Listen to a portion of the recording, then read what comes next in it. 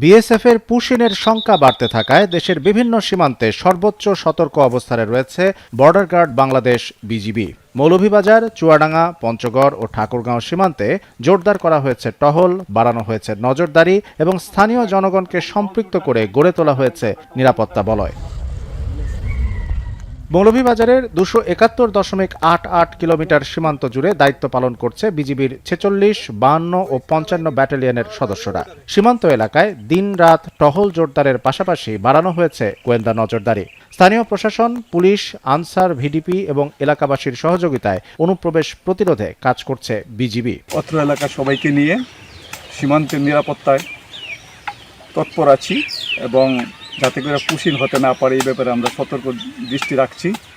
আশা করি অত্র এলাকা দিয়ে সীমান্তে দিয়ে পুশিন হওয়ার কোনো সম্ভাবনা নাই।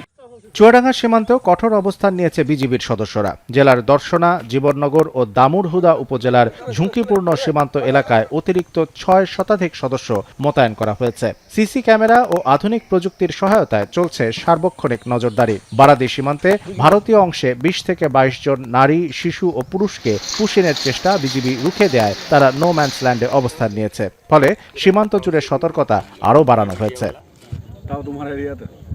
অন্যদিকে পঞ্চগড়ের বড়বাড়ি সীমান্ত দিয়ে নারী ও শিশু সহ 10 জনকে পুশিনের চেষ্টা প্রতিহত করেছে বিজিবি। কয়েকদিন নো ম্যানস ল্যান্ডে অবস্থানের পর বিজিবির কঠোর অবস্থানের মুখে তাদের ফেরত নিয়ে যায় বিএসএফ। এরপর সীমান্তের গুরুত্বপূর্ণ পয়েন্টগুলোতে বাড়ানো হয়েছে নিরাপত্তা ব্যবস্থা।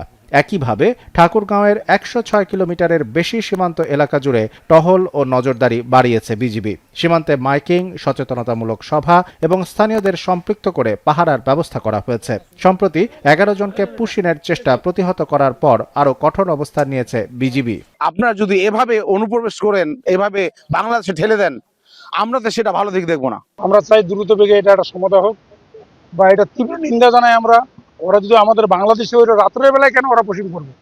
বিজিবি বলছে আন্তর্জাতিক আইন, বিদ্যমান দ্বিপাক্ষিক চুক্তি এবং সীমান্ত ব্যবস্থাপনা সংক্রান্ত বিধি মেনেই পরিস্থিতি মোকাবেলা করা হচ্ছে। সীমান্ত নিরাপত্তা ও দেশের সার্বভৌমত্ব রক্ষায় অবৈধ অনুপ্রবেশ কিংবা পুশিনের যে কোনো প্রচেষ্টা কঠোরভাবে প্রতিহত করা হবে। বিজিবির পাশাপাশি পুলিশ, আনসার, ভিডিপি এবং স্থানীয় জনগণও সীমান্ত নিরাপত্তা নিশ্চিত করতে সক্রিয় ভূমিকা পালন করছে।